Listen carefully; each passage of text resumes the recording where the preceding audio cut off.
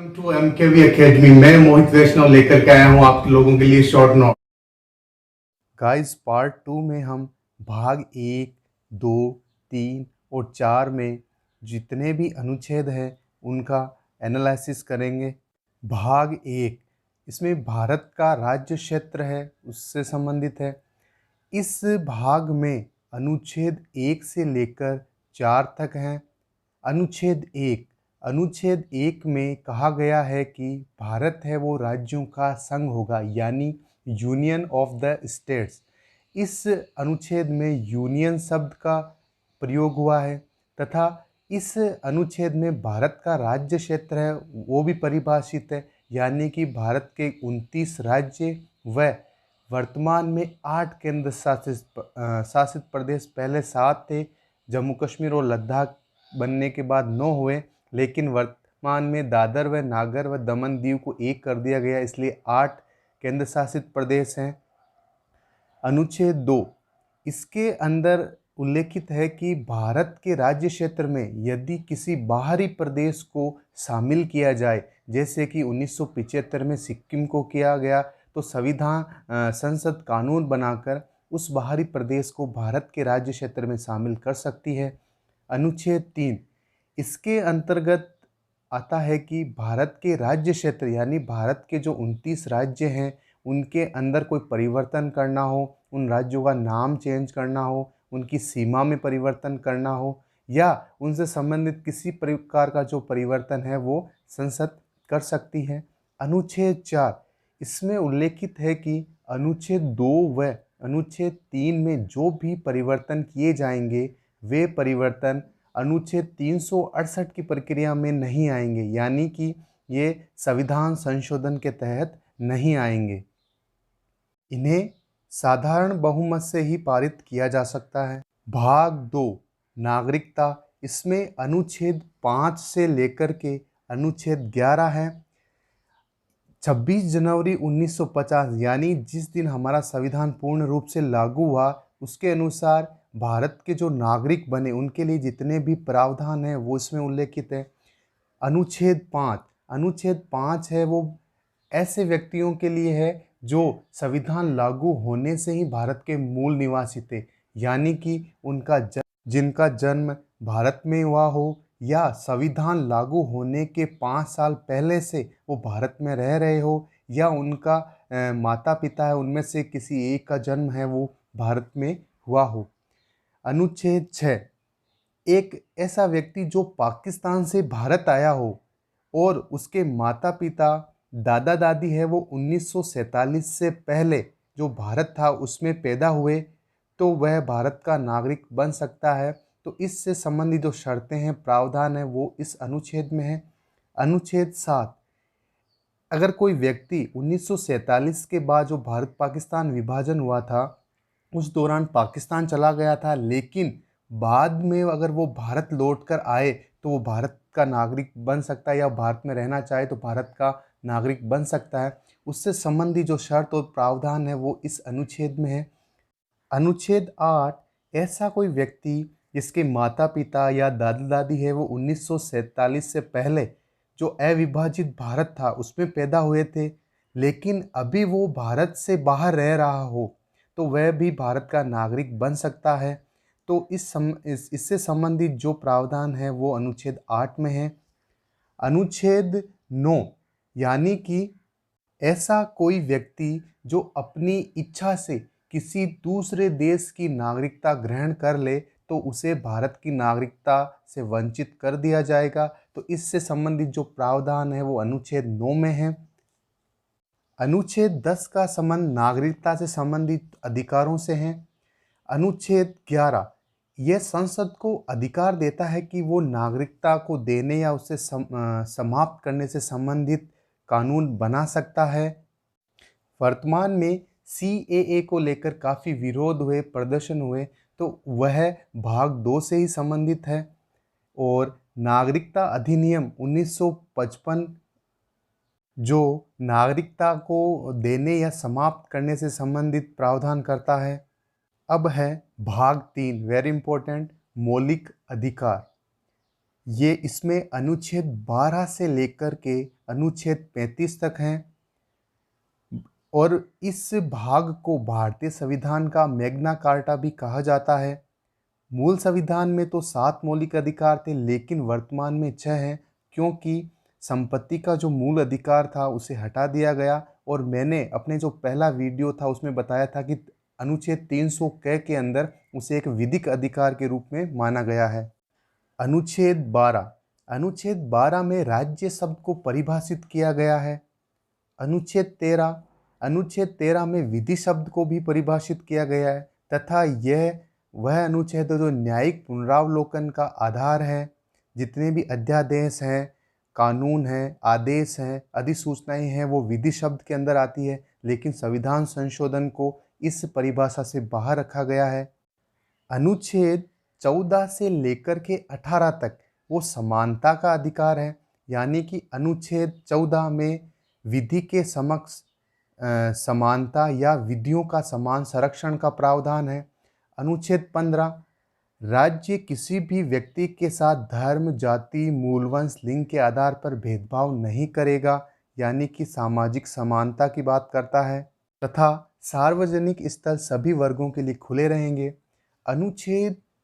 इसी अनुच्छेद में कुछ धाराएं जोड़ी गई, जैसे अनुच्छेद 15(3) में ये उल्लेखित है कि राज्य महिलाओं व बच्चों के लिए विशेष प्रावधान करेगा, जैसे महिलाओं के लिए स्थानीय निकायों में आरक्षण, बच्चों के लिए मुफ्त शिक्षा। अनुच्छेद 15(4) में उल्लेखित है कि राज्य है वो जो शिक्षण संस्थान है उनमें SC और ST के लिए जो आरक्षण है उसका प्रावधान है। अनुच्छेद 15(5) में जो उच्च शिक्षण संस्थान है जैसे IIT है, IIM है, उनमें SC, ST और जो पिछड़ा वर्ग है उसके लिए जो आरक्षण है उसका प्रावधान किया गया है तथा इस धारा को 93वें संविधान संशोधन के तहत जोड़ा गया था। अब है अनुच्छेद 16। अनुच्छेद 16 है वो आजीविका के समान अवसर उपलब्ध करवाने की बात करता है और अनुच्छेद 17 किसी भी प्रकार की छुआछूत है या अस्पृश्यता है उस पर पूर्णतया रोक लगाता है। इसके लिए अनुसूचित जाति जनजाति अत्याचार निवारण अधिनियम 1989 भी बनाया गया है। अब है अनुच्छेद 18। इसके तहत उपाधियों पदवियों पर रोक लगाई गई है, लेकिन सेना व शिक्षा के क्षेत्र में उपाधियां दी जा सकती हैं। अब है स्वतंत्रता का अधिकार। इसमें अनुच्छेद 19 से लेकर के 22 तक हैं। अनुच्छेद 19 इसमें 6 प्रकार की स्वतंत्रताएं हैं, लेकिन मूल संविधान में 7 थी, तो एक जो स्वतंत्रता हटाई गई है वो संपत्ति से संबंधित थी। अनुच्छेद 19 में जो 6 स्वतंत्रताएं हैं वो है भाषण व अभिव्यक्ति, शांतिपूर्ण बिना हथियारों के सभा करने की स्वतंत्रता, संगठन या संघ बनाने की स्वतंत्रता, घूमने फिरने की स्वतंत्रता, रहने या बसने की स्वतंत्रता और व्यापार या वाणिज्य करने की स्वतंत्रताएं।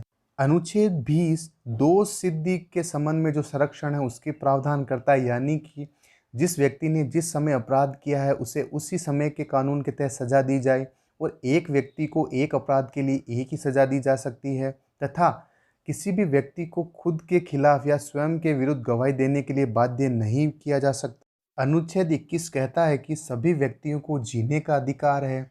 इसमें अनुच्छेद 21 में धारा जोड़ी गई ए, जिसमें 6 से 14 वर्ष तक के जो सभी बच्चे हैं उनको निःशुल्क व अनिवार्य प्राथमिक शिक्षा दी जाएगी, जिसे 86वें संविधान संशोधन के तहत जोड़ा गया। अनुच्छेद 22 गिरफ्तारी के समय जो भी अधिकार प्राप्त होते हैं उनका उल्लेख है, यानी कि उसे अपनी गिरफ्तारी के कारण जानना हो, वकील से सहायता प्राप्त करना हो, इन सभी का प्रावधान है।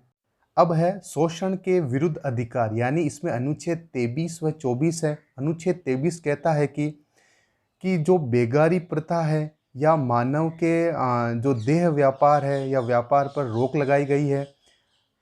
इसमें यदि किसी व्यक्ति को न्यूनतम मजदूरी पर काम करवाया जाए तो उसे भी शामिल किया गया है। अनुच्छेद 24 इसके तहत जो बाल श्रम है उस पर रोक लगाई गई है कि 14 वर्ष से कम आयु के बच्चों को खतरनाक कारखानों में काम नहीं करवाया जा सकता। इसके लिए बाल श्रम एक्ट 1986 लागू किया गया। अगला है धार्मिक स्वतंत्रता का अधिकार। इसमें अनुच्छेद 25 से अनुच्छेद 28 तक हैं।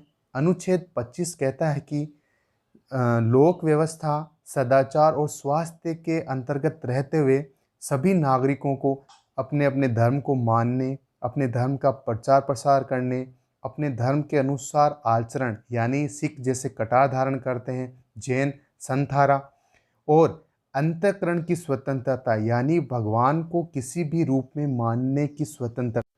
अनुच्छेद 26 सभी लोगों को सदाचार, लोक व्यवस्था, स्वास्थ्य में रहते हुए अपनी धार्मिक संस्थाओं की स्थापना करना, उन धार्मिक संस्थाओं का प्रबंधन करना और उसके लिए संपत्ति अर्जित करना तथा उस संपत्ति का समुचित उपयोग करने का अधिकार होगा। अनुच्छेद 27 और 28 राज्य के लिए हैं। अनुच्छेद 27 कहता है कि राज्य किसी भी एक धर्म को बढ़ावा नहीं दे सकता या उसको कर देने के लिए बाध्य नहीं कर सकता, और ये जो जितनी भी धार्मिक संस्थाएं हैं उनको अनुदान देते समय समान व्यवहार करेगा। अनुच्छेद 28 कहता है कि राज्य है वो सरकारी या गैर सरकारी किसी भी प्रकार की शिक्षण संस्थानों में धार्मिक शिक्षा उपलब्ध नहीं करवाएगा। अब है शिक्षा व संस्कृति का अधिकार, यानी कि ये अल्पसंख्यकों के लिए विशेष प्रावधान करता है। इसमें है अनुच्छेद 29 और 30। अनुच्छेद 29 सभी अल्पसंख्यकों को अपनी भाषा, लिपि तथा संस्कृति को बनाए रखने का अधिकार होगा।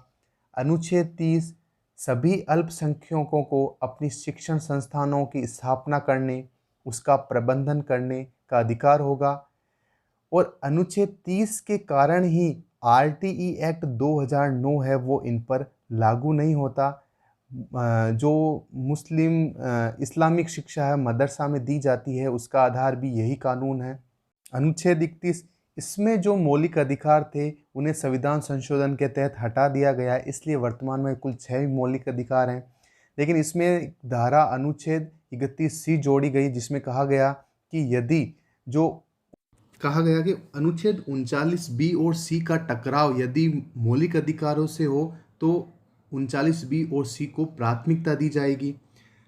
अब है संवैधानिक उपचारों का अधिकार, जिसमें एक अनुच्छेद है अनुच्छेद 32, और इस अनुच्छेद को डॉक्टर भीमराव अंबेडकर ने संविधान की आत्मा कही, क्योंकि यदि हमारे मौलिक अधिकारों का उल्लंघन किया जाए तो सुप्रीम कोर्ट 5 तरह की रिट्स है वो जारी करता है, जैसे habeas corpus, mandamus, certiorari, prohibition, quo warranto आदि। लेकिन हाई कोर्ट एक इंजंक्शन नामक याचिका जारी करता है अनुच्छेद 226 के तहत। अब है अनुच्छेद 33, जो सैन्य बल हैं या पुलिस है या जो अन्वेषण आईबी रो के जो जितने भी लोग हैं, तो संसद उनके मौलिक अधिकारों में कानून बनाकर कमी कर सकती है। अनुच्छेद 34 यदि देश में मार्शल लॉ यानी सैन्य कानून अगर स्थापित हो जाए तो संसद कानून बनाकर उन नुकसान की क्षतिपूर्ति करेगी। अनुच्छेद 35 कहता है अनुच्छेद 16, अनुच्छेद 32, अनुच्छेद 33 और अनुच्छेद 34 से संबंधित कानून बनाने का अधिकार व अनुच्छेद 17 व अनुच्छेद 23 के तहत दंड देने का अधिकार सिर्फ और सिर्फ संसद के पास ही है। अब बात करते हैं राज्य के नीति निर्देशक तत्व यानी भाग 4। इसमें अनुच्छेद 36 से अनुच्छेद 51 तक है। अनुच्छेद 36 इसमें भी राज्य शब्द को परिभाषित किया गया है। अनुच्छेद 37 इसमें इस भाग में कई सारे सिद्धांत हैं उनको लागू करने की बात कही गई है। और अनुच्छेद 38 में जो राज्य है वो जन कल्याण के लिए सामाजिक व्यवस्था को बढ़ावा देगा ऐसी बात कही गई है। अनुच्छेद 39 इसमें राज्य के द्वारा कुछ किए जाने वाले नीति सिद्धांत हैं उनकी बात की गई है। 39A जो धारा जोड़ी गई इसमें कहा गया है समान न्याय और निःशुल्क कानूनी सहायता, जिसके लिए डलसा, नलसा आदि की स्थापना की गई है। अनुच्छेद 40 यहाँ इम्पोर्टेंट है क्योंकि ये ग्राम पंचायतों के गठन से संबंधित है। अनुच्छेद 41 कुछ मामलों में काम का अधिकार है, शिक्षा का अधिकार है और सार्वजनिक सहायता का अधिकार है, इसका प्रावधान करता है। अनुच्छेद 42 कहता है कि व्यक्ति को राज्य है वो मानव को अनुकूल दशाएं तथा गर्भवतियों के लिए कुछ विशेष प्रावधान करें। अनुच्छेद 43 है वो कर्मचारियों के वेतन से संबंधित है।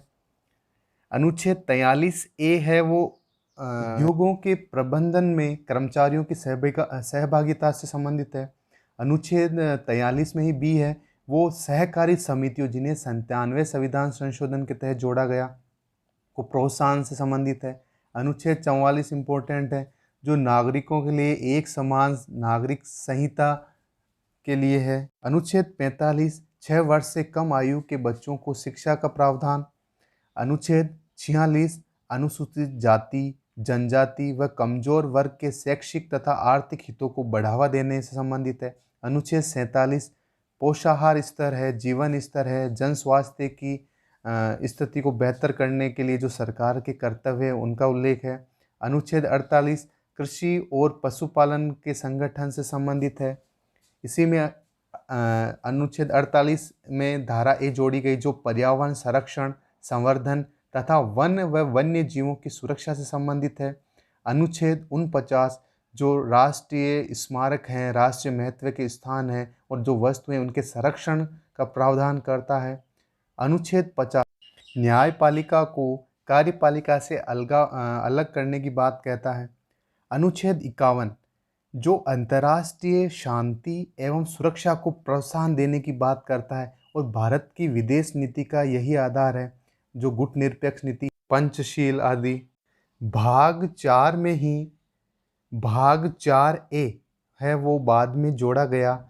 सरदार स्वर्ण सिंह समिति की सिफारिशों के आधार पर इसे जोड़ा गया तथा 42वें संविधान संशोधन 1976 में से जोड़ा गया। इस भाग 4A में अनुच्छेद 51A जोड़ा गया। तो उस समय उसमें 10 मौलिक कर्तव्य थे लेकिन वर्तमान में 11 है। 11वां मौलिक कर्तव्य है वो 86वें संविधान संशोधन के तहत जोड़ा गया। तो गाइज़ मैं आशा करता हूँ कि मेरा ये वीडियो आपके लिए काफ़ी उपयोगी रहेगा। इससे संबंधित कोई भी प्रश्न हो तो आप कमेंट बॉक्स में लिख सकते हैं। धन्यवाद।